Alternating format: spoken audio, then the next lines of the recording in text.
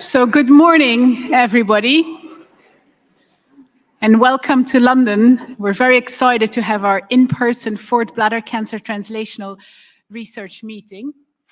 So if I could have my welcome slides, please.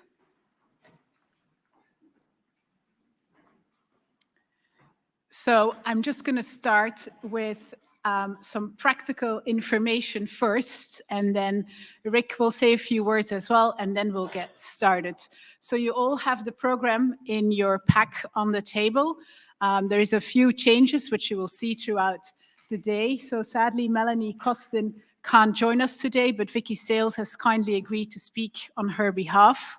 And also some of our speakers are not here in person, so they will come online on the screen as part of our hybrid setup. And so with that, I would just like to tell you that our online attendees cannot speak. However, they can ask questions in the chat. And so Beth and Anna, who sit there, are managing the chat whilst we have discussion sessions, and we will have rolling mics when there is discussion sessions for you in the audience to ask questions.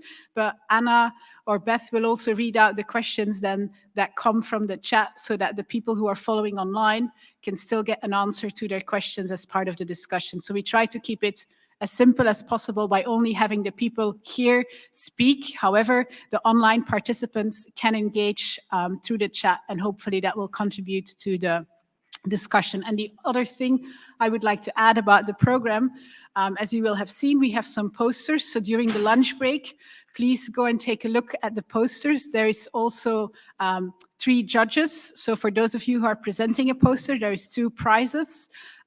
So make sure you do well, because the prizes are sponsored by Frontiers Oncology, which will mean that you'll get a big discount on publication if you do get the prize. And the same goes for the oral presentation. So 3 of the abstracts were also selected for an oral presentation this afternoon. And so again, the judges will then decide who wins the first and second prize, which we will announce at the end of the day.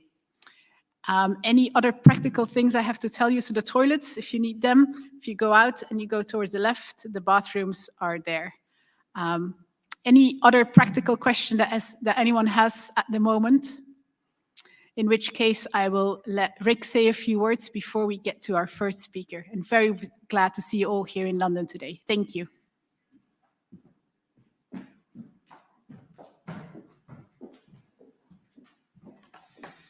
Good morning, and just to echo Mika's words, that it's great to see so many of you here this morning in London. I know many of you come from far away, including Sweden and the Netherlands, and interesting to note that we have a speaker from Maastricht. We also have a chairman from Glasgow, and actually Glasgow is about 100 miles further away than Maastricht, so it's interesting. Yeah, and I'm Rick Bryan. I'm the director of the Bladder Cancer Research Centre at the University of Birmingham. I'm a former clinical urologist and have been a full-time research academic for over 10 years now. And Mika and I came up with the idea for this meeting, now in its 4th version. Now, the last time we met together was this time around 2 years ago, and I think it was literally a week or 10 days before the first lockdown was announced, and we met in Birmingham. And whilst we're in Birmingham, a number of us decided that we would have some conversations about the research priorities for bladder cancer that Mika and her team had identified the year before. And we decided that we should almost prioritize those priorities and think about pieces of work, pieces of research that we could undertake to really action and accelerate the priorities that we'd identified. And out of that, a number of researchers, investigators from all around Europe, a number of patients and patient groups really engaged with what we were trying to do. And that meeting 2 years ago in Birmingham was the beginning of what we now call the Bladder Cancer Translational Research Consortium, or BC Track. So I'm delighted that Lydia Makarov, the chief executive of Fight Bladder Cancer, and you'll see her lovely publication, her latest edition of Fight magazine, in your packs. So I'm delighted to introduce Lydia to tell you a little bit more about BC Track.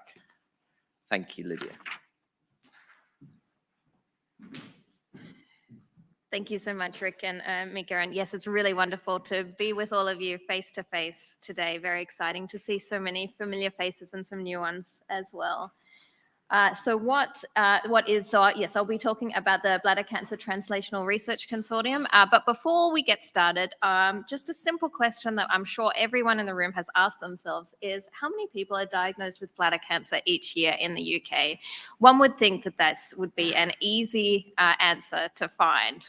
So like many of us, what we might do at first is we might go to the Cancer Research UK website, and we might say how many cases of bladder cancer are diagnosed each year. And you might have seen this statistic, just over 10,000.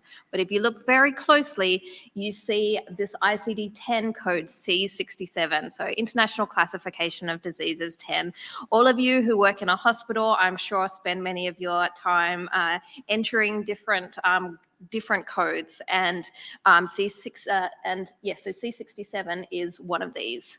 However, bladder cancer is more complicated than this. So I was very lucky to work with the public health team, Action Bladder Cancer, Hugh Mosterford, and some others to make sure that we are really capturing what bladder cancer means.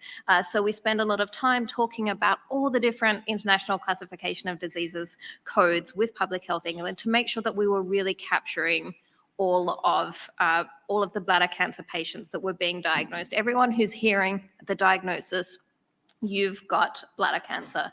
And so we work together with the Get Data Out team in Public Health England. And now I'm very happy to say that if you go to the website here, so if you go to cancerdata.nhs.uk/getdataout/bladder, you can see here in England that there is currently 18,595 people diagnosed with bladder cancer each year in England. So we've got 18,595. Scotland, Wales, Northern Ireland do not publish these codes directly. So we actually had to file a Freedom of Information request to get these data. But if we add them all up, we get 21,181. So if you are busy writing your grant applications or your peer-reviewed publications, and you would like to put in your introduction how many people in the UK are diagnosed with bladder cancer each year, you can put in 21,181. And hopefully Scotland, Wales, and Northern Ireland will also follow soon by publishing these statistics online, so they're easily accessible. So BC Track. The Bladder Cancer Translational Research Consortium, as we've heard, was formed in April 2020, immediately after we had our last face-to-face meeting, just like this, in Birmingham. It is led by Mika, Rick, and Henry, who was originally going to give this presentation and sends his apologies. So we have, and these three have just been amazingly dedicated at really bringing us all together. So just a huge thanks to Mika and Rick and Henry, who do the majority of the work in really bringing together the bladder cancer research community. And just a huge thank you to the three of you for really breaking us out of our silos and really making sure that we're all speaking to each other, learning from each other and collaborating. And I think it's due to these three that we're going to see huge advances in bladder cancer research in this country because you've really brought us together as a community. So BC Track at the moment is an informal multidisciplinary forum of European bladder cancer researchers and patient representatives. It works to address research priorities identified by bladder cancer patients and healthcare professionals, and we meet monthly by video conference. So one Tuesday afternoon every month, we all gather together via Teams and see each other in 2 dimensions. So it is wonderful to see so many of you in 3 dimensions today. So yes, we have identified top priority areas for future funding applications. So as Rick mentioned, in 2019, this publication was produced here, which was the basis of a great deal of research and consensus. So these in 2019 were the top 10 unanswered questions for bladder cancer. You can find this publication in European Oncology, and it was on the basis of this publication that the consortium identified the research priorities. So the 3 main priority areas are new biomarkers for bladder cancer. We still have some work to do there. Sex differences in incidence and outcomes. We know that women have much worse mortality than men in bladder cancer. We have late diagnosis in women. We have very different presentation and symptoms between men and women. And although men have a higher incidence, it is really devastating to hear of so many terrible diagnosis in women, especially if it's just due to a misdiagnosis or a late diagnosis. And then adjuvant therapies and molecular subtype stratified trials for high-risk non-muscle invasive bladder cancer as well. So there's quite a lot of research in muscle invasive bladder cancer, and then you've got low risk non-muscle invasive bladder cancer, but it's really this high risk non-muscle invasive bladder cancer subtype that is desperately needing new treatments. And I'm looking forward to hearing some of the research today into that. So what are the next steps?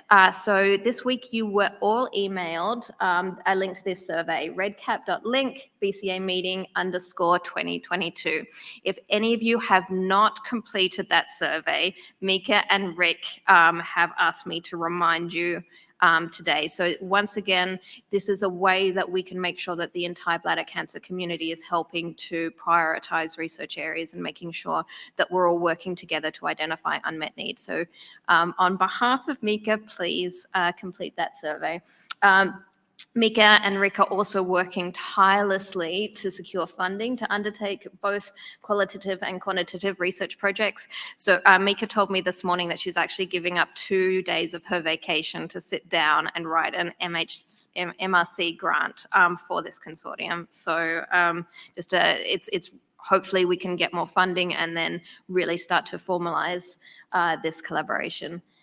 So that is it from me, but it's wonderful to kick off this meeting, and I look forward to hearing the rest of the presentations today. Thank you.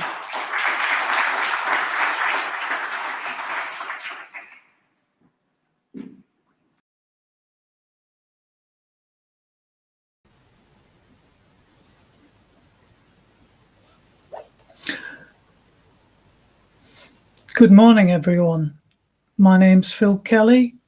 I'm a patient advisor with Action Bladder Cancer UK, and I'm going to give you a presentation regarding some patient experience surveys we undertook through the course of the COVID pandemic. So moving on. We undertook 2 surveys, the first in 2020 and the second in 21, to assess to what degree the pandemic was impacting on the treatment and monitoring of people with bladder cancer. So we developed these surveys in conjunction with cancer patients, clinicians, and were assisted by Mika and the tour team at King's College London. The first survey ran from 27th of April until the 8th of June 2020. So it was conducted during and immediately after the first wave of the UK pandemic. And there were 142 responses to the survey. And the second survey ran from the 26th of January until the 30th of May 2021, with 134 people taking part. For this second survey, 23% of the respondents had already completed our first survey. So this graphically shows you where the two surveys sat in the COVID pandemic progress in the UK. The graph that you can see has got peaks and troughs, and the first survey was actually conducted at a point where on the left-hand side of the graph there were very few actual COVID tests being completed. In fact, this was the time when elderly people were being discharged from hospital untested into social care. And the second survey was undertaken at a point when we were further on in the progress of the pandemic. Profile of the respondents. In the UK, approximately 75% of bladder cancer patients are male, and that's reflected pretty much in the demographics of the people who took part in the surveys, with about 70% male and 30% in the first survey. Slightly larger percentage of females in the second survey. We're not quite sure why. There isn't an obvious explanation for that. Almost 56% of people who get bladder cancer in the UK are aged 75 or over. In both surveys, 70% of respondents were over 60. In the second survey, we had perhaps a slightly higher percentage of younger people taking part, but basically the profile of the respondents reflects the bladder cancer patient population generally. The details of the slide will be available to you after this. I'm going to move through fairly quickly to make sure we keep to time. So don't worry if you don't pick up on some of the detail. What type of bladder cancer did the participants have? The majority were non-muscle invasive bladder cancer, with a high proportion of high-risk non-muscle invasive bladder cancer, and a smaller percentage of muscle invasive bladder cancer, and just a few with advanced bladder cancer. And again, that reflects the bladder cancer patient population quite accurately. So why did we undertake the surveys? We'd been obviously subject to inquiries from patients during the early phases of the COVID pandemic, calls and emails to our support team expressing various aspects of concern and anxiety, which included them not being sure whether they should shield, whether they should get vaccinated. There was concern about treatments that were planned and whether they would go ahead, difficulties in contacting their clinical team, people not answering phones, redeployed nurses, etc. Concern over going into the hospital at all, whether or not they've got the COVID, or whether the staff have got COVID, was something that they were quite concerned about, and having to attend hospital on their own was quite daunting. And it was followed by an increasing level of contacts regarding cancellation of treatments, delays in monitoring or testing, and a concern that this would be affecting their outcomes, which is why we undertook to start to survey to see if this was a general concern within the bladder cancer population. So we commenced the survey. It was at that stage about a month after the start of the first lockdown, and we closed it in June whilst there were still some restrictions in place. At that point, the survey indicated that 47% of those that completed the survey had been advised to shield, and many of them were feeling quite socially isolated. 61% had decided to self-isolate whether or not they'd been advised to shield. 77% said they were concerned about attending hospital for treatment or appointments. And over 50% of respondents said that they'd had difficulties in communicating with their hospital team. 23% of people had been offered a telephone consultation instead of attending hospital. And the graph on the right just indicates the level of difficulty regarding the communication with the hospital team.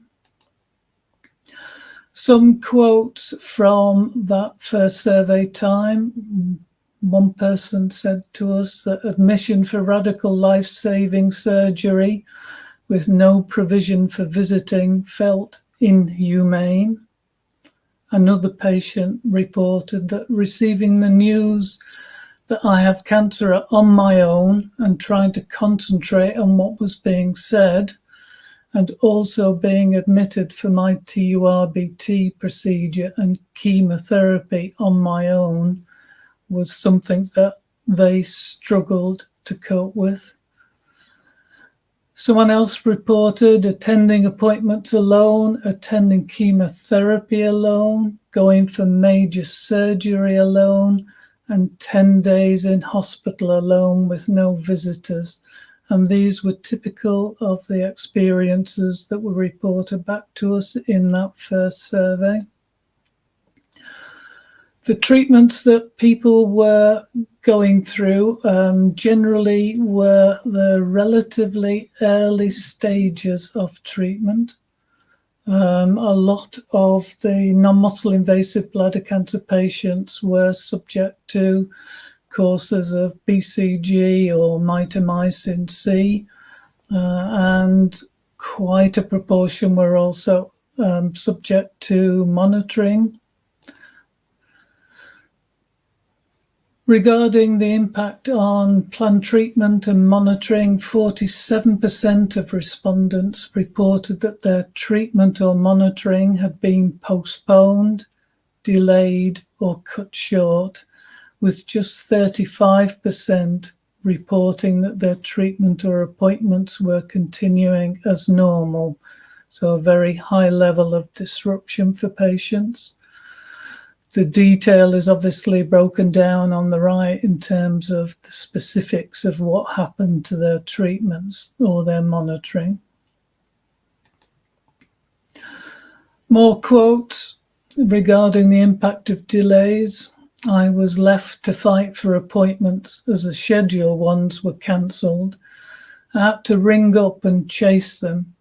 Tomorrow I'm having a cystoscopy to check the cancer hasn't returned. It's controllable but not curable. I'm very worried that tomorrow's procedure is 4 months later than planned. Someone else was quoted as saying, those in the early stages of diagnosis of bladder cancer or clearance from the condition have been left very anxious with an inconclusive diagnosis. And somebody else suggested that they might postpone their next cystoscopy if I feel it's too risky. Needless to say, there were also lots of messages of support for the NHS. People appreciated the difficulties that hospitals and staff were operating in. They were well aware of the impact of COVID on hospital and NHS services. And they thanked us for our support in a situation where they were maybe struggling to get any advice from elsewhere. When it came to survey 2, which was 9 months further on into the pandemic, it was a much more positive experience as far as the patients were concerned. Hospitals and services seemed to have made adjustments and updated arrangements, and the majority of patients reported that their treatment was delivered when expected. The majority of people who were subject to monitoring reported that their appointments were when expected. It was probably quite a feature that those with non-muscle invasive bladder cancer were subject to their monitoring being postponed or cancelled, because at that stage, I think urology services had started to stratify their response to patients. So the more advanced and the more critical patients were being prioritized for appointments. Overall, in comparison to the first COVID bladder cancer survey, patients were reporting much less disruption to their treatment and monitoring than they had done almost a year previously. So this is a list of the steps that hospitals had introduced over that period. So obviously the use of face masks for everybody, staff finally having access to full PPE kits, hand sanitation available on arrival. Obviously, a feature was that people were asked to attend alone, which was a safety feature for hospitals, but a considerable challenge for patients. In some cases, COVID tests were being completed prior to admission to undertake procedures. In some places, temperatures were checked on arrival. People were encouraged to isolate prior to treatment. Telephone consultations were far more the norm than had been previously, of course. And people in some hospitals were asked to wait outside until they were called in. So a number of adaptations had been implemented, which were about keeping hospitals, staff and patients COVID safe. So what changes did people feel were positive? People mentioned telephone calls as being an efficient way of communicating with them rather than sending letters. A direct phone call and speaking to somebody is obviously a much more acceptable methodology. The use of different hospitals or parts of buildings that were COVID safe were specifically highlighted as being very positive. What people did report on and enjoyed was the efficiency of specific time slots, so specific appointments where they would attend and not have to wait in a large, crowded waiting area with others. And some people said that all of the changes that had been introduced were fairly positive. What changes did they feel were negative? Quite a lot of people commented about not being able to have people with them, carers, family partners, especially during those discussions with clinicians where critical treatment decisions were being discussed, and that continues to the current situation. Some people mentioned having appointments changed or cancelled as being a very negative experience from their point of view, obviously, especially those who were at the early stages of diagnosis and treatment formulation. How concerned were they about COVID generally? This graph on the right describes the experience. The blue is the survey that was undertaken at the beginning of the pandemic, and the orange is the second survey 9-12 months further on. The vast majority of respondents at the time of the second survey still felt at least some concern about the pandemic, about the risks involved. However, there was a noticeable drop between survey 1 and survey 2 of the numbers who were very extremely concerned and anxious. How concerned were they about COVID affecting their bladder cancer treatment or monitoring? By the time of the second survey, so the orange bars, overall the level of anxiety about COVID affecting bladder cancer treatment and monitoring had improved. However, there was still around 50% of respondents who were still concerned about this. How supported did patients feel during the pandemic?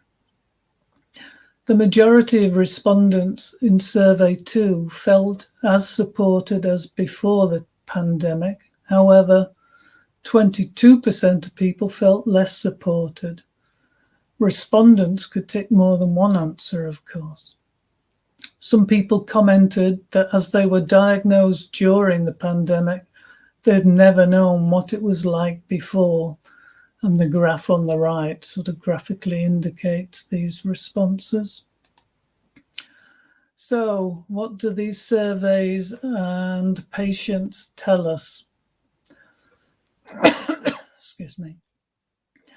By the time of the second survey, the majority of people were reporting that their treatment was being delivered on time when compared with the first survey.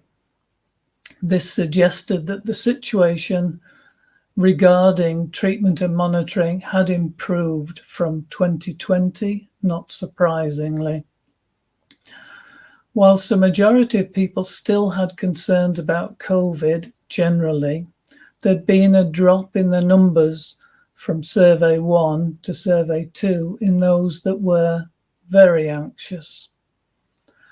When looking at the changes made by hospitals in response to the pandemic, not being able to have somebody with you for hospital appointments and procedures, and whilst in inpatient care, of course, was clearly something that a lot of people found extremely difficult.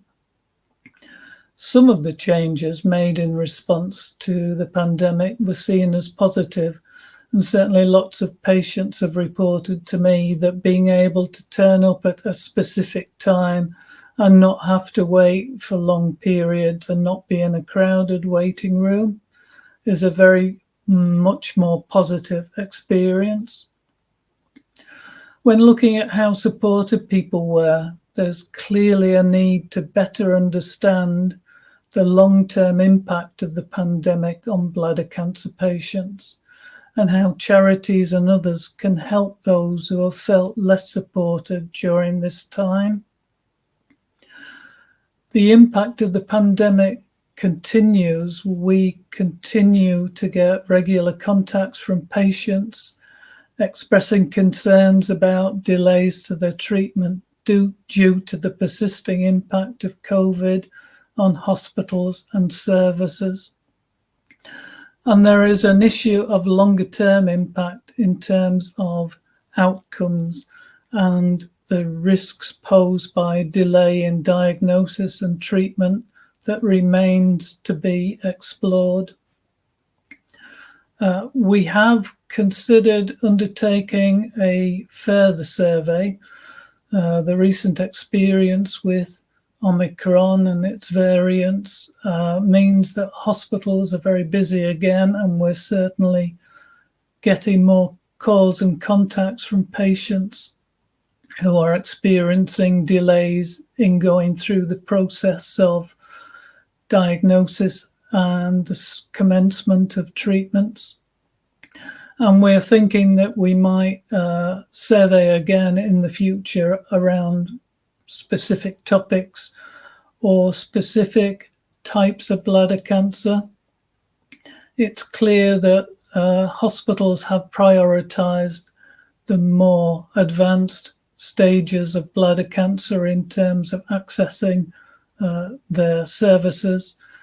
And we may choose to focus on that to see what comes out of it.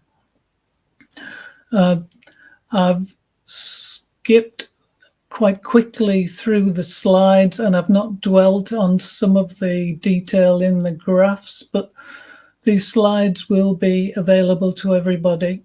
And we have got separate reports on each of the surveys, and would be able to provide access to journal articles relating to both as well, if people wish to have the full reports.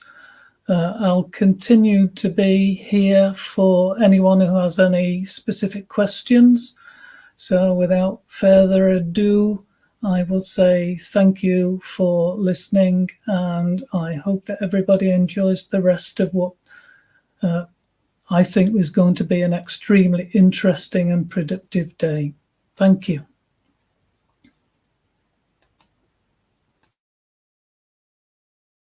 Thanks very much, Phil. I'm not sure whether you can actually see me or not, Phil. Can you see us? I can. I can. Excellent, yeah. And I don't know whether I'm looking at you or not. It's Rob Jones here. Anyway, I'm a medical oncologist in Glasgow, and I'm chair of the National Cancer Research Institute Bladder and Renal Research Group. We're going to try and move on to the next speaker and then come back to questions for Phil and the next speaker at the end. But that is dependent on the next speaker being present online. Is Ramesh here? Not yet. Okay, so I think it'll work if we've got a few things we want to maybe speak to Phil, and I'd also maybe value Lydia's input on this as well, because obviously both Phil and Lydia come from a very patient-specific background. I'm to click.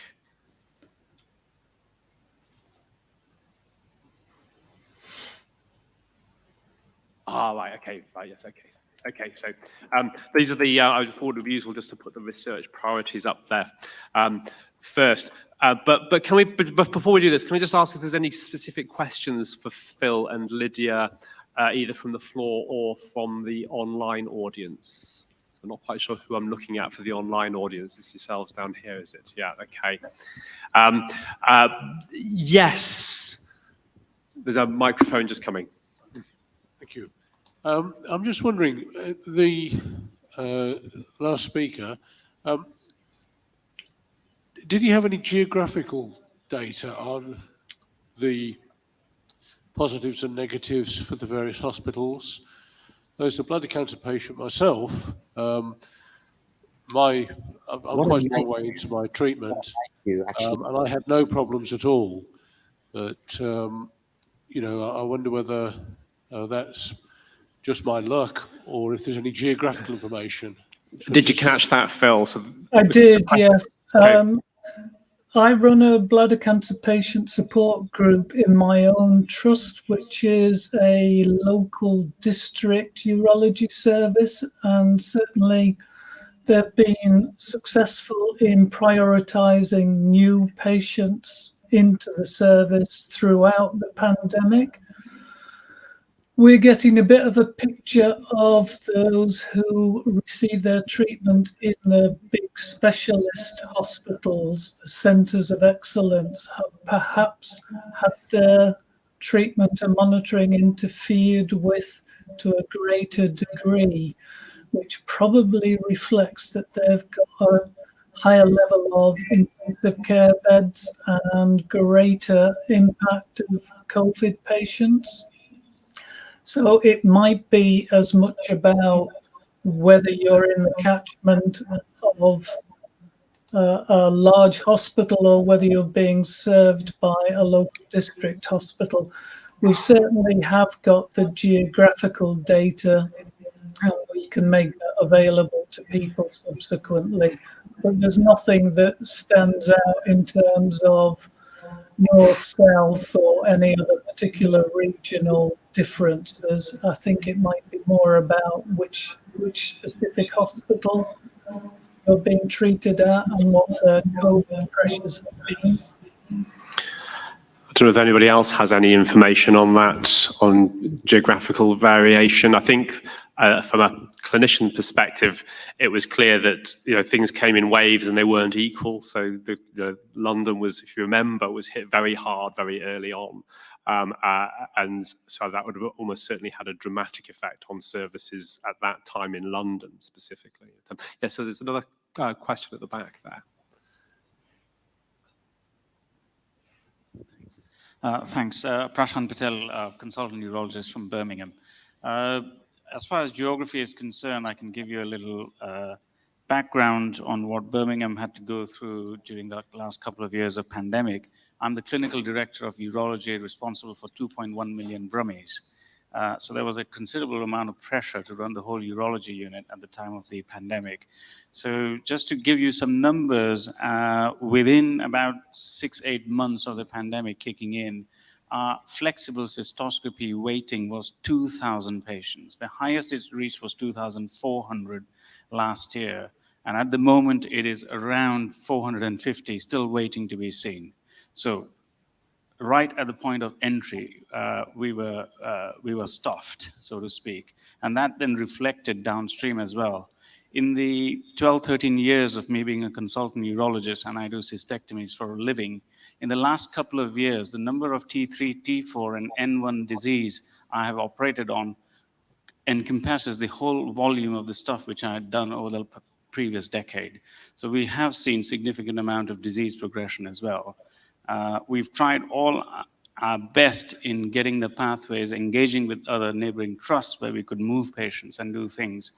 But the bureaucracy of the NHS was extremely frustrating. And I don't know, Phil, if in your presentation, again, the geography point which comes out is really important, and what lessons we can learn from the pandemic within the NHS, within different organizations, I think will be very, very important to see any form of improvement in the NHS, particularly in the bladder cancer side of stuff. Can you just hold on to the microphone a second, actually? Because could I just mind if I just follow up on that a bit? Because, of course, the back end to what Phil's survey describes is that, in fact, what was going on in health services was a prioritization process, trying to prioritize the resources we did have on the patients where we felt it was going to make the biggest difference or where delays were most crucial. So from your suggesting, if I'm hearing you right, is that actually there was a lot of delays in diagnostic cystoscopies, is that right? That's correct. I mean, I'm starting right from the point of referral. So our managers were really driving us to see whether you have ticked the box of the first visit. And the first visit was a virtual phone call to the patient saying, yes, I've had hematuria. Did you have symptoms? Yes or no? Do you smoke? So a couple of questions asked, and that ticked the box that we had seen the patients, but we hadn't actually finished the diagnostic pathway, ending up with flexible cystoscopies. And I was really, really frustrated with that event. So that's right from the start. So we had problems from patients entering into the system and then even taking them throughout the whole system. So if we were to have another, let's just say another pandemic, not another wave of this one, let's hope we're through that now, how would you change that? Firstly, I'll be delighted not to be on the front ground if there was another pandemic, because I've just handed my resignation in as a clinical director out of all the frustrations which were emerging. But what I would do if there was another pandemic, then I would like to seriously engage with the trusts who manage to do these things properly, diligently, engaging the clinicians as well as the administrative staff and everyone else involved in the patient care pathways. And I know of certain trusts which were very good examples, particularly in the bladder cancer pathway, through my contacts who had done well. And I would probably bring that kind of level of organization to take these things forward. Of course, the engagement from the college is also very, very important. The college did give us guidelines on how to prioritize our patients, how to sort things out in terms of setting up clinics with BCG in particular at the time of the crisis. But I would probably like the college to engage in a more involved way with individual trusts across the country. Thanks very much for that input. So, question in online. Yes, we have a question from Rose Foster. Said, "Hi Phil, thank you for a great talk. I was wondering if there was any data or patient opinions on the effect of treatments such as chemo and radiotherapy impacting their health and therefore their risk of very poor outcomes if they contracted COVID." I mean, obviously, we don't have data in terms of outcomes. We certainly have got experiences of people who are at the more advanced stages of bladder cancer. And that's exactly the kind of analysis that we would wish to be involved in the future. What we're thinking is that rather than doing a generic repeat survey, that we would look at specific areas of focus, and that would be certainly one of them. There does seem to have been a differential experience between non-muscle invasive and muscle invasive and advanced bladder cancer. And certainly the experience for anyone who was having radical treatment, chemotherapy, radiotherapy through the period of the pandemic has been exceedingly challenging. Thanks very much, Phil. So we can come back to Phil. So stay on the line, Phil, because we've now made contact with our next speaker, who is Ramesh Thuraraja, beaming in from all the way across the river at Guy's and Tommy's. He's the lead for bladder cancer urology there. And he describes his special interest as being robotic surgery for bladder cancer and radiation cystitis. So not only is he committed to correcting the sins of us oncologists, but he's actually also providing an alternative solution for the patients, which is good to hear. And hopefully we can get Ramesh online. Excellent. Off you go, Ramesh. Can you see me? Can you hear me? We can. Brilliant, brilliant. So can you see my slides? Yes. To medical oncologists, it looks like a setting sun in front of us on the screen. Yes. Thank you. So thank you so much for inviting me to talk at this meeting today. So my talk was about how COVID has changed clinical management, cancer management, and because I'm a bladder cancer specialist, I thought I'll talk about how COVID has impacted on bladder cancer management, particularly here at Guy's Hospital. And I hope things improve now that we're sort of coming to realize how to manage COVID better. So essentially, we see patients on a daily basis with problems with red flag symptoms, and often red flag symptoms within urology come in the form of blood in the urine, hematuria, and this can represent potential bladder cancer or a kidney cancer.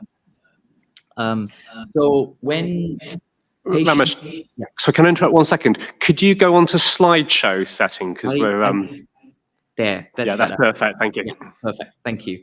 So when patients have these sorts of symptoms like visible hematuria with or without urinary tract infections, unexplained non-visible hematuria, or sometimes even a palpable lump either in their tummy or in their flank, then this triggers an urgent appointment, a 2-week wait appointment that the GPs then complete and send off to the hospital.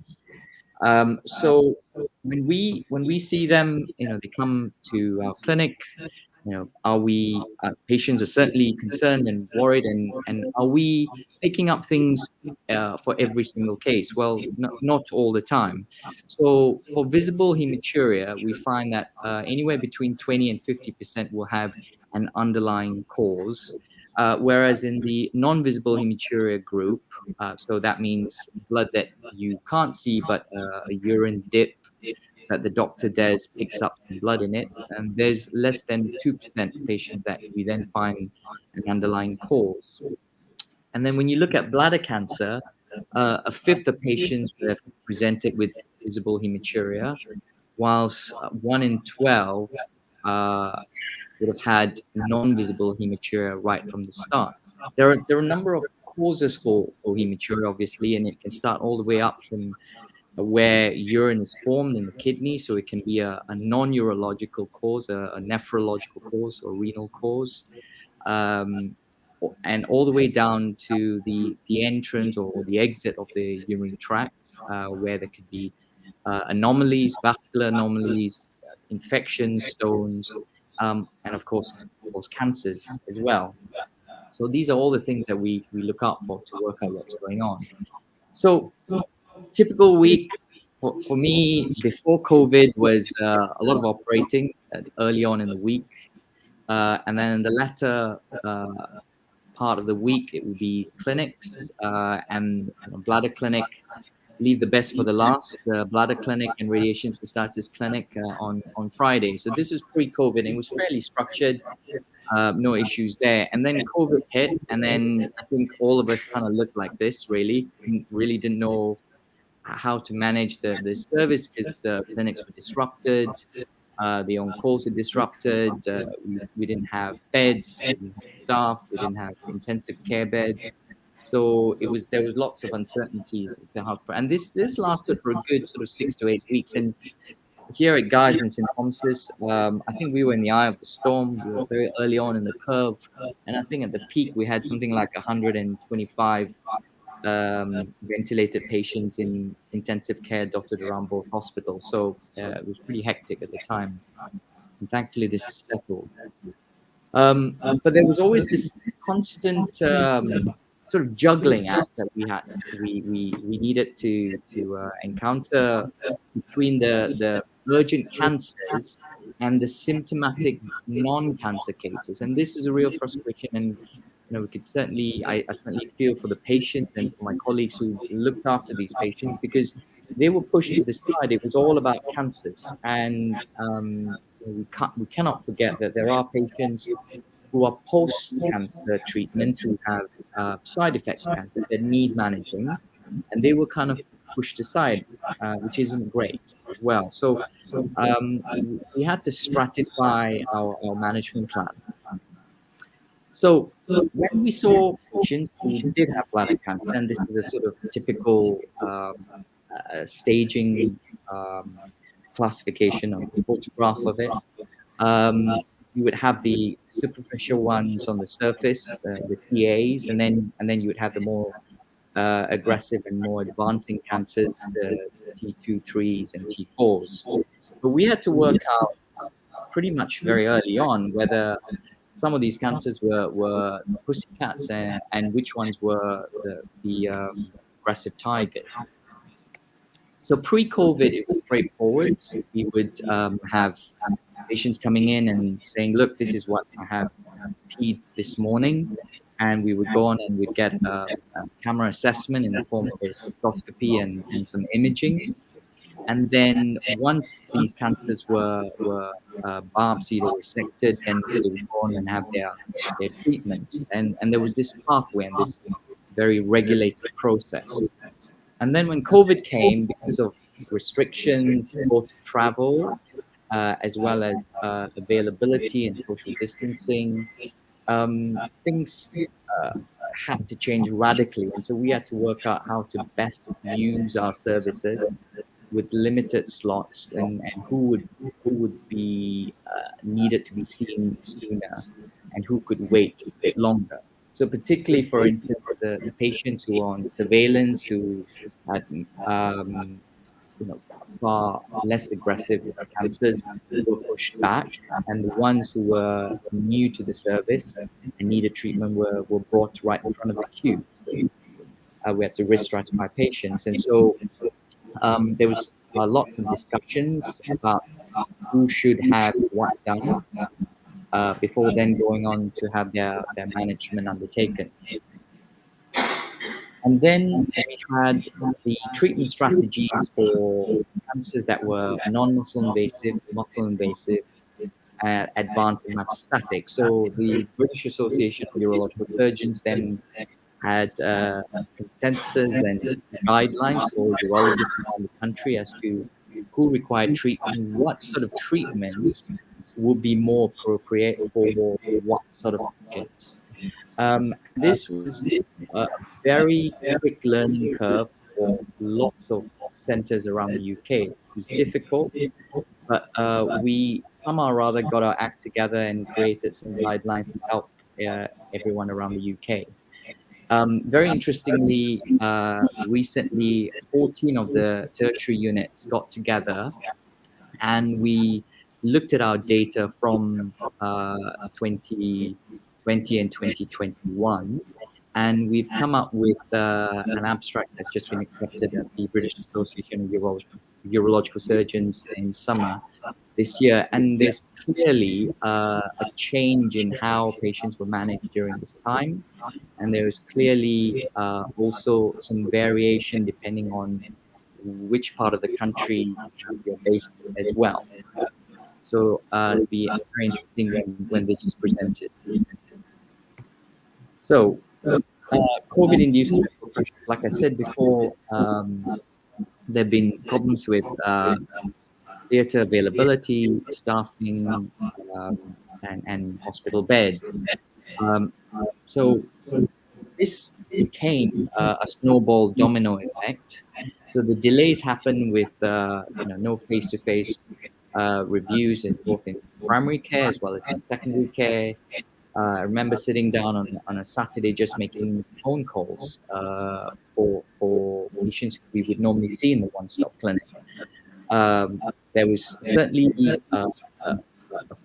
a much worse off situation in our local units, our local network. And so these patients were not being seen, and when they were being seen, there were significant delays, both administrative and clinical delays. And so they would then come to us far more symptomatic, more locally advanced, and unfortunately in some cases palliative as well.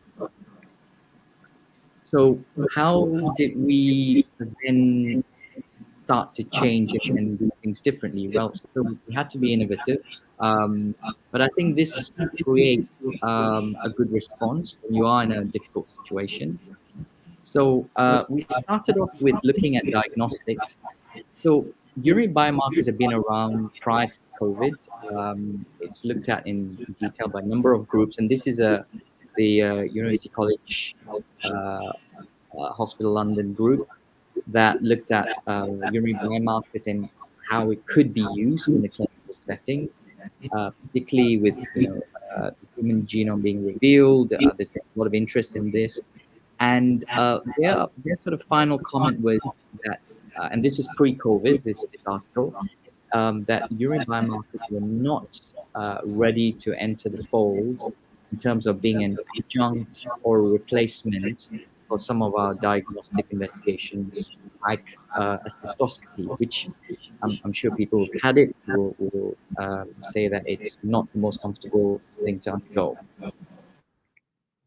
However, COVID then changed everything. And so lots of major centers all over the world started using urine biomarkers because this was a great way to, one, risk stratify patients, and two, allowing more independence for patients to be able to test their urine themselves. So in the States, for instance, they were being sent kits because they were living very far away from their hospitals to test their urine for these markers. And then based on that, the units would then arrange for follow-up surveillance and investigations. This large group, worldwide group, looked at these markers, 4 markers: ADX, CX, Bladder, EpiCheck, 5, Euromonitor, and Expert. They are protein, mRNA, and DNA mutation markers. And the group looked to see how accurate these markers were. These markers were looking at potential recurrences that would be missed, unnecessary cystoscopies, and recurrence diagnosed. And they compared that with cytology. And you can see here, Euromonitor, this particular biomarker from Portugal, performed extremely well. It had a very good negative predictive value. This is really important because at 96%, it's a real potential adjunct that you could use clinic, particularly for patients who require surveillance. And so we decided that in the summer of 2021, maybe it was time to introduce this as an adjunct rather than a replacement for both our diagnostics and our surveillance patients. So when we looked at Euromonitor, it is a biomarker looking at these 3 particular genes and different hotspot mutations. And it had a very good negative predictive value. So we took this on. It's fairly straightforward. You take the urine that's been collected, you syringe it up, and then you insert the urine and you inject this urine through this disc, which is the size of a 20p coin. And then the urine comes out the other end. You can use the urine then for cytology if you wish, but this disc then is sent to the lab and they analyze it and they give you a result within 5 days. And this is a typical report saying, you know, gene TERT and gene FGFR3 were found to have mutations, and therefore this result is positive. So positive for identifying a potential cancer or recurrence. So how did we use it? We used it in our one-stop clinic. So we do see lots of patients that come in and we look inside with a cystoscope and you find a red patch and you know, you're not sure, is this a cancer? Is this not a cancer? Should we biopsy it? Should we wait for a few weeks, treat them with antibiotics, then biopsy it if it's still there? So it's one good way to use it. So we've started using it. It's been proving to be very very accurate at saying there is or there isn't cancer. We've used it for the cancers that are non-muscle invasive as a form of follow-up to make sure that once we have removed the cancer, you can then check the urine to see if there's any residual disease. And we're now thinking of using it as a potential way of identifying cancer higher up in the kidneys or in the tubes joining the kidneys to the bladder, the ureters, in patients who still have their bladder or in patients who've already had their bladders removed for cancer but could have a cancer coming back higher up. So lots of potential. Another thing that we've been using, which we've been using before COVID, is blue light cystoscopy. So blue light is a different way of performing a cystoscopy. It uses a photodynamic chemical called hexfix that is instilled in the bladder before we then perform the cystoscopy. And with the blue light, the cancer cells turn pink, and then there's a greater contrast, and therefore there'll be greater accuracy at picking up cancers. And so we were using this in the outpatients when we were doing our flexible cystoscopies. And this, again, has proven to be very useful because it skips the bit of having to then go for a general anesthetic, isolating, waiting, availability for lists, which we all know is growing day by day. So this certainly helps.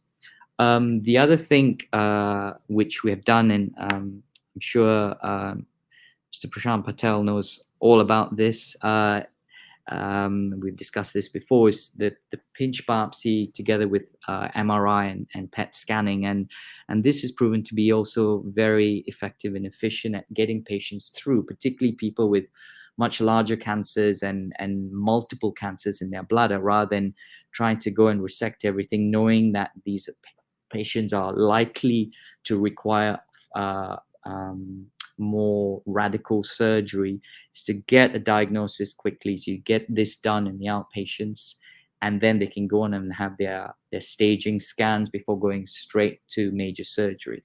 So this is proven to be a very efficient way as well, getting patients through the system. And finally, this laser ablation for non-muscle invasive bladder cancer. So this is very useful. We were doing this before COVID, and it's very useful in patients who are elderly and frail, couldn't tolerate a general anesthetic, but managing their cancers well enough. And so this study that we had done looked at this, and we found that of the 97 patients, only 9 of the patients actually eventually had progressive disease. And cancer-free sort of survival was at least 6 years for these frail patients with cancers. So again, it's this way of managing patients has proven to be very helpful in our bladder cancer management pathway. Robotic surgery is another big thing. I mean, we've always been proud of having been at the forefront of robotic surgery, but pre-COVID, we only had 2 robots only used for urology and occasionally for thoracic surgery. And then once COVID hit, the number of robots just exponentially increased overnight, it would seem. And so now we have 6 robots in the trust between Guy's and St. Thomas's, and we have 3 robots just for urology, and certainly we can undertake up to 4 cases of removing people's bladders per week now, and certainly people waiting to have this surgery done, the waiting for that surgery is now dropped significantly. So they wait for about 3 weeks before they get their surgery done, so which is great. And then finally, this enhanced recovery without intensive care. So prior to COVID, we were sending patients, one might say cautiously, after their big operation to have their bladders removed to the intensive care unit. And then when COVID hit, there were no beds. And so we had to find innovative but safe processes of trying to get patients through big surgery. So we created this enhanced recovery pathway to have a dedicated nurse looking after them on the ward overnight without needing to go to intensive care. And this has certainly been a huge step forward. And now this is done routinely, even when there isn't pressures on beds for intensive care. So and this has been great. So basically, overall, I think COVID has really driven innovation and given us the impetus to improve our services for our patients, and we hope we can strive to continually do so. Thank you very much. Happy to answer any questions.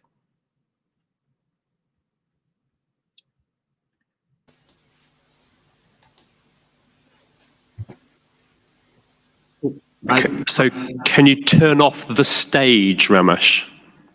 How do I do that? I'm not quite sure what that means, but oh, it's sorted. Oh, it's all sorted. You're okay. It's all sorted. Great. Thank you. So we want to. I hope you can stay with us for the next few minutes, Ramesh.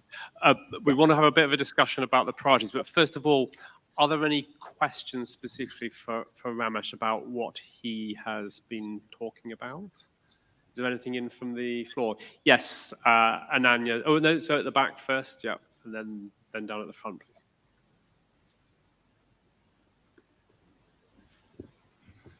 Hi, great talk, thank you. I'm really interested in the idea that biomarkers could help with this sort of big backlog of cystoscopies. But my question is Euromonitor the best biomarker to use? And I say that on the basis of the fact that most high-grade tumors won't have FGFR3 mutations. So you're largely reliant on the TERT promoter mutations. And I would think that means that at least 15 to 20% of high-grade tumors would be missed. Yeah, it's interesting actually, because we've been, when we've looked at our series, and because what we did was we didn't take a chance. We're using as an adjunct. So we were still doing cytology. We were using Euromonitor, and they were then being picked up with cancers and then having their resections of their bladder tumors. And we didn't really lose out, as in we didn't seem to miss any, high-grade cancers.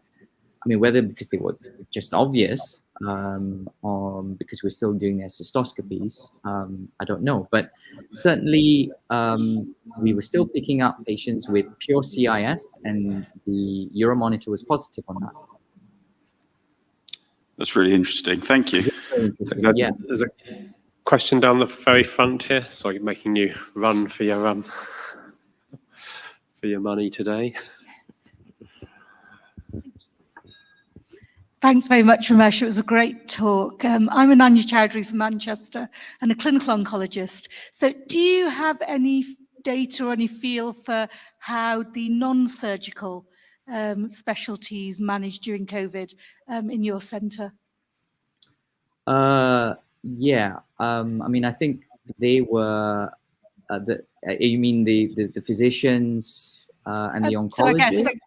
So I guess specifically sort of chemotherapy delivery by medical oncologists or clinical oncologists and radiotherapy. Yeah, so certainly that was a big problem. I mean, we're very fortunate that we've got the radiotherapy both here. Oh, can you hear me? I think one of your colleagues might be coming in here. Ramesh, it's Deborah here. Oh, Deborah, hi. I'm very Hi, happy to Deborah. take Yes, you can answer that better than I do. Well, I'm sure you'll know it, but so I'm a medical oncologist at Guy's. So I won't be able to give you too many details about the radiotherapy department. But I'm also the clinical lead for systemic therapy. So we carried on largely, especially during the first wave of the pandemic. And I just heard, I think, the comments about the kind of variation throughout the country, I think is very valid, because that's certainly not the impression I got that was done everywhere else. But we carried on and put pathways into place, which we've heard before about screening questions, et cetera, et cetera. So I think at most we dipped about 20% in the delivery of SACT.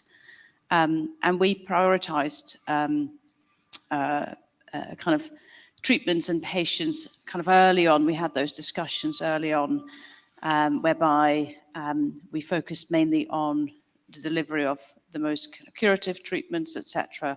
Perhaps thought and had careful discussions with patients about very palliative treatments. And I think one of the main concerns for us also was at the beginning of kind of how it impacted on staff. And if you don't have chemotherapy nurses or pharmacists to deliver the chemotherapy, then that has an impact. So we were on standby all the time about knowing which patients we could delay and should delay and which should absolutely go ahead. But by and large, we carried on. And we saw similar effects during the subsequent waves.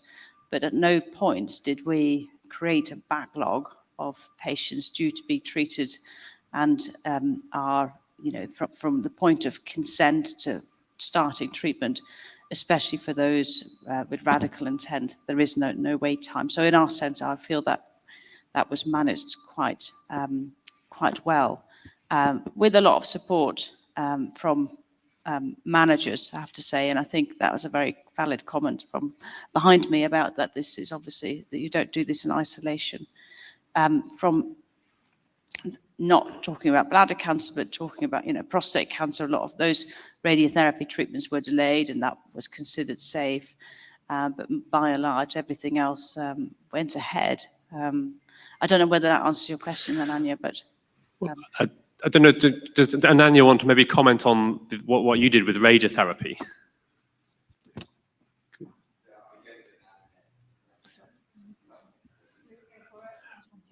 No, I think you... Okay. Yeah. So I guess I can comment certainly on chemotherapy and radiotherapy in Manchester.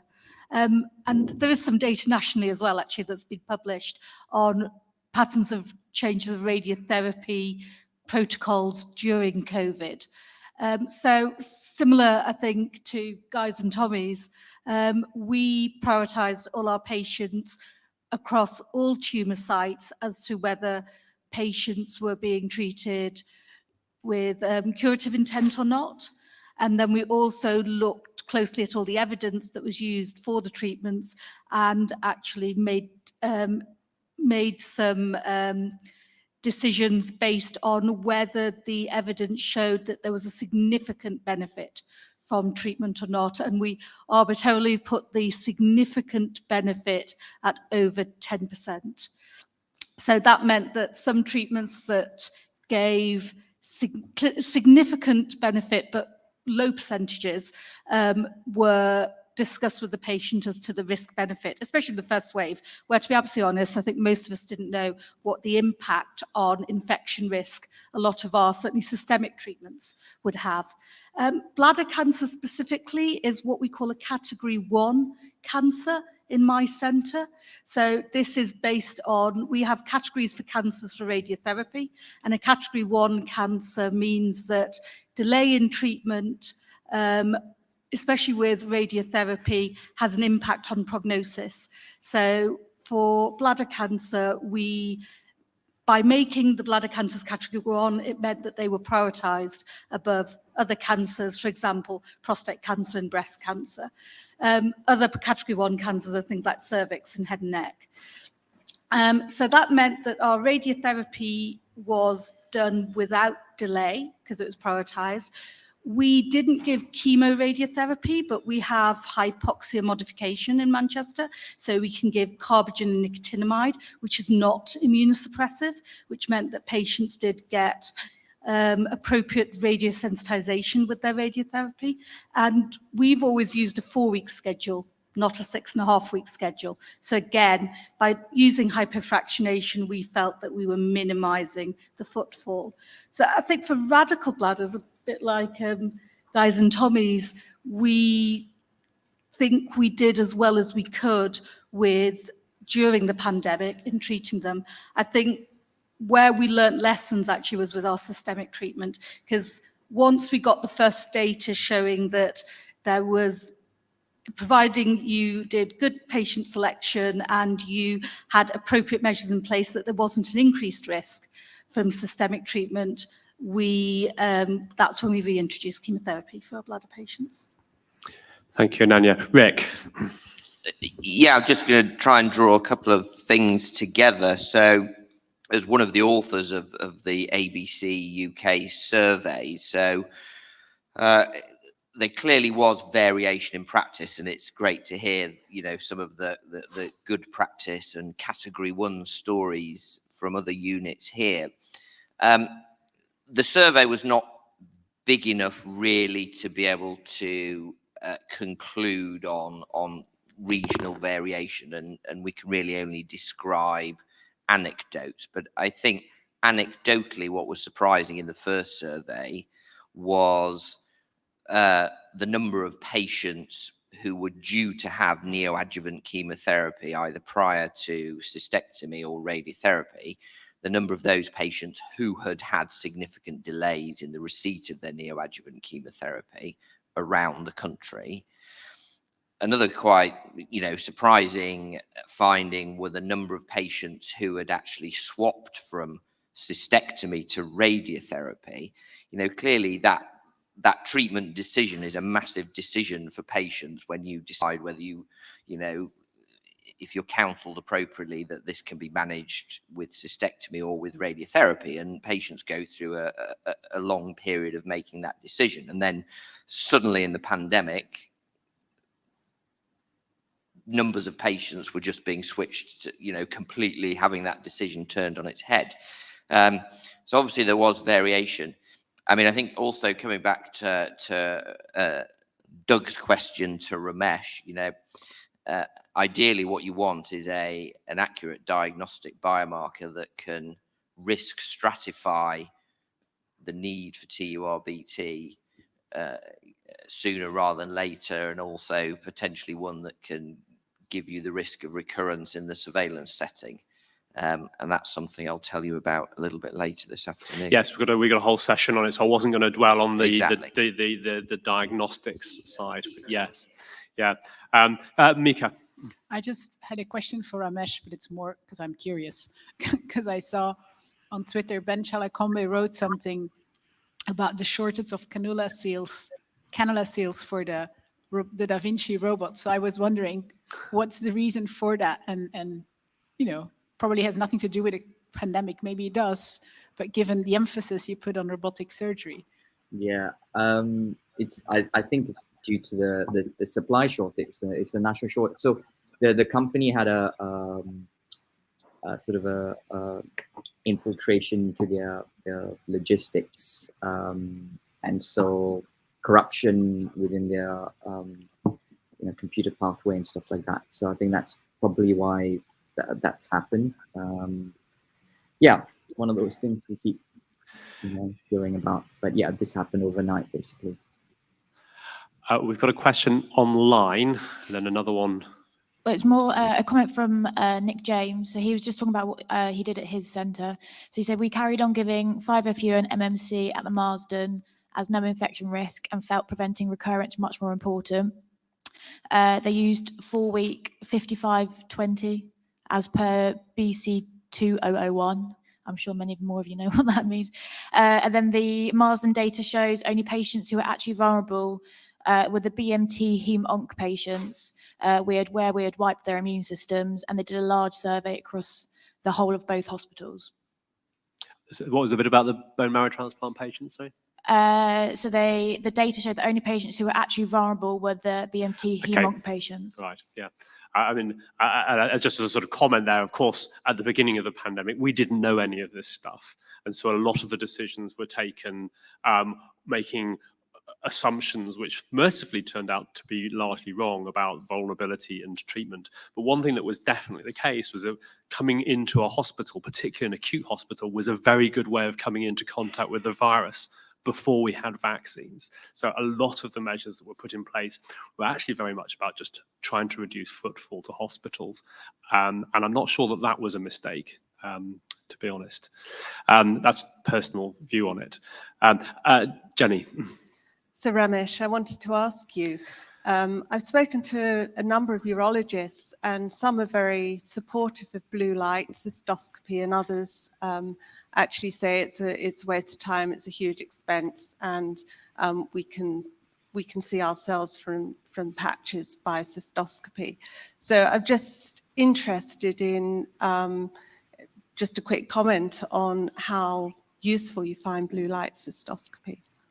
Yeah, I think that's really important, and I think the way you do it and how long. So there are quite specific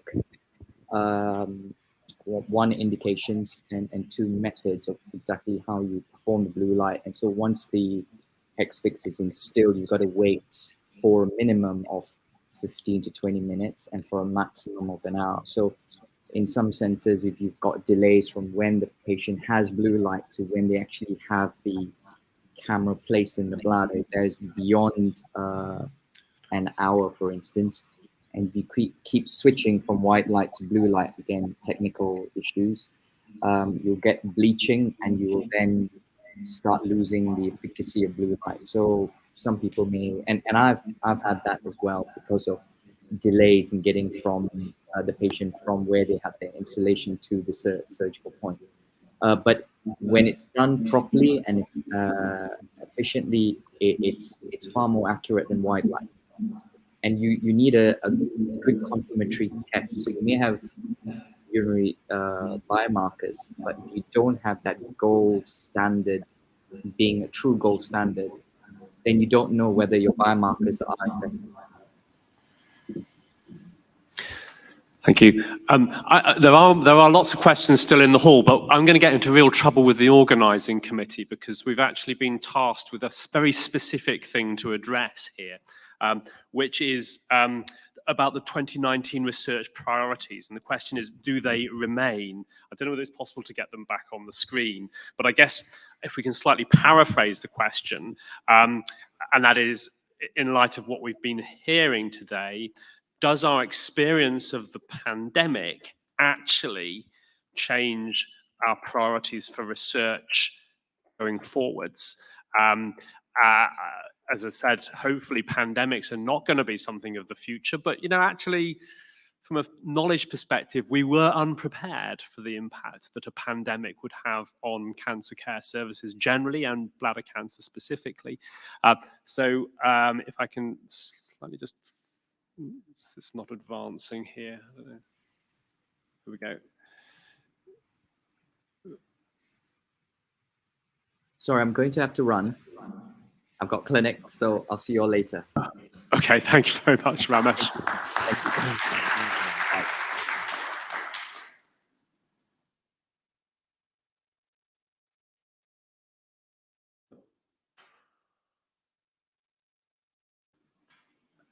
So was waiting for the slides to come up. I guess as a sort of broad question, and maybe to sort of Phil and Lydia, do you feel that any of the things that you have experienced or that patients have reported actually introduce new and important research questions, or do they bring other things up the list?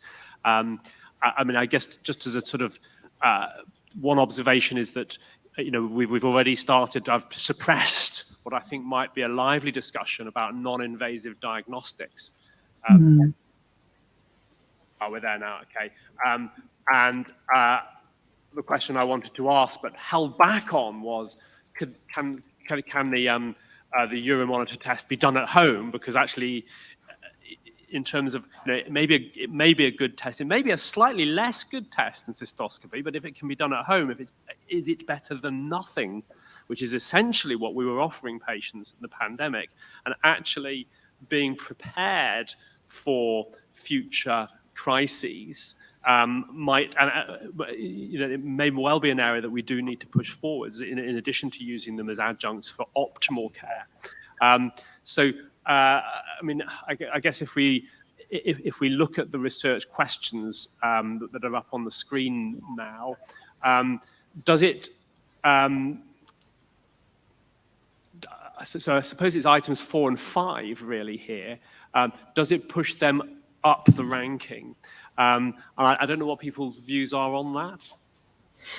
I think from a patient perspective, if you can hear me, yes, they welcome anything that shortens the time frame from detection to diagnosis, because that is in many respects the level of anxiety through that period hits the roof.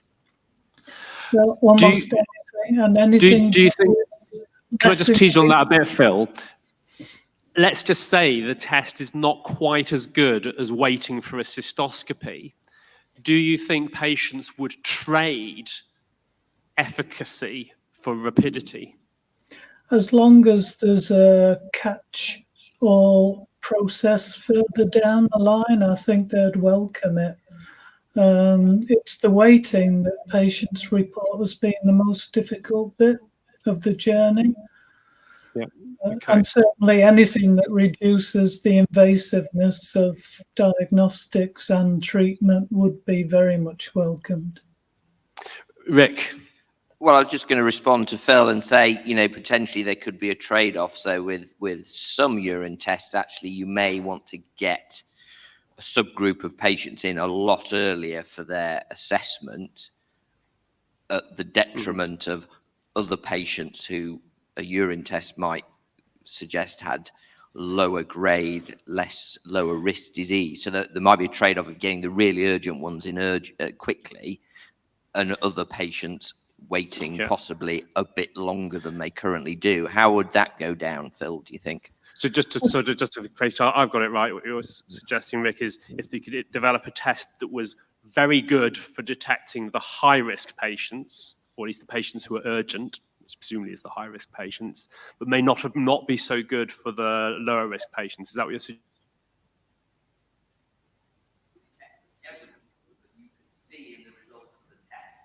Okay.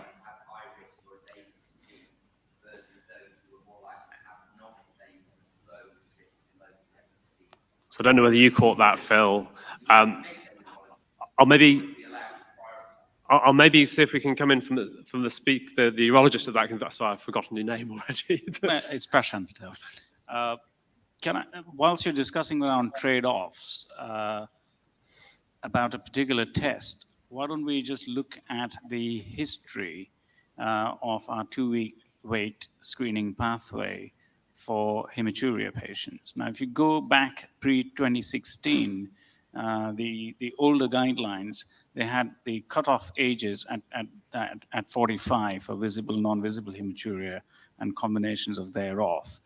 And then when the epidemiologists had a very good look at that for a number of patients which needed a screening program to find cancers or significant diseases of the urological tract, they went on and further modified the 2-week wait pathway, where non-visible hematuria was kind of taken off, and then the cutoff age was shifted to 60 years. So if there is a epidemiological trade-off in detecting cancer patients, why can't we accept a slight lesser sensitive or test based on urinary biomarkers, because the acceptance across the whole population will be much more higher? So that's a really good segue into coffee, because I think the next speaker after coffee may be ideally placed to answer that question. Whether he's planning to or not, I'm not sure. But thanks very much for that contribution, and thanks ever so much to Phil Ramesh, who's left the call already. Hopefully you can stay with us, Phil, for the rest of the meeting. I look forward to hearing from you again later on. But we're now moving to coffee. I assume coffee is here, apparently. We will reconvene at 20 past. Thank you.